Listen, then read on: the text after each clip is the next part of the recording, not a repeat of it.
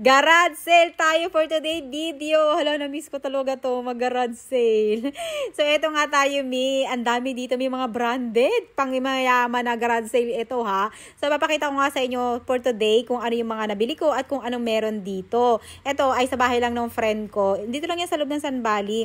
Tapos, in-invite niya kami. So, andito nga, ang daming mga branded na mga sapatos.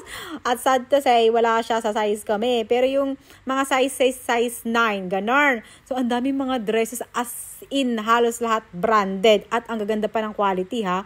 At syempre, pre-love yan. Hindi yan ukay-ukay. Mga pre-love talaga. So, itong mga pants na ganyan, saktong-sakto sa akin, ang mamahal ng mga ganyan. Hindi pala siya sakto sa akin, maliit.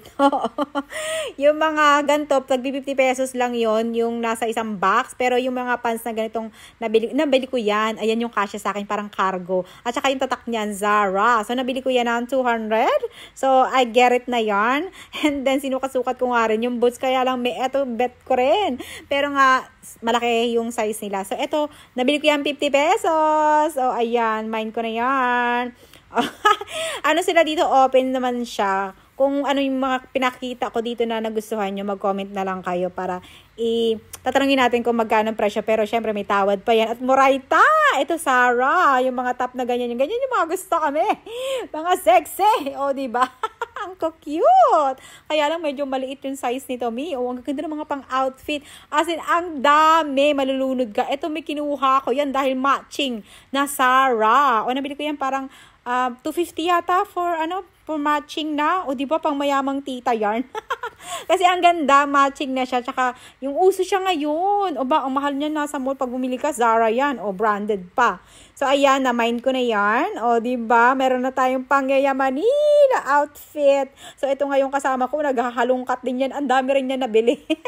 At saka, ang dami mga pambata dyan, ha. Wala na kasamang pambata. At saka, maraming mga laruan. Yung mga Nerf gun. Kaya lang, binibenta niya yung malalaki. Ang mamahal kaya ng mga ganyan. 500 yung isang Nerf gun. Tapos, basta ang dami dito, mag-comment na lang kayo kung gusto niyo pumunta rito. O, ayan, may ganyan pa. Yung pang tennis ba yan? Ang mamahal kaya yung mga ganyan. Pero dito, sa garage sale, syempre, mura lang yan makukuha nyo. At ito binigay siya sa akin to Pero sabi ko, bigyan kita ng 100 kasi nakakahiya naman. So, binigyan ko siya ng 100. Kinuha ko yan. Igigip ko sana sa, sa sister ko. Syempre, shout out sister. Nabili ko na yan para sa iyo. Tapos ito guys, baka meron gusto sa inyo nito. Taylor Swift o complete.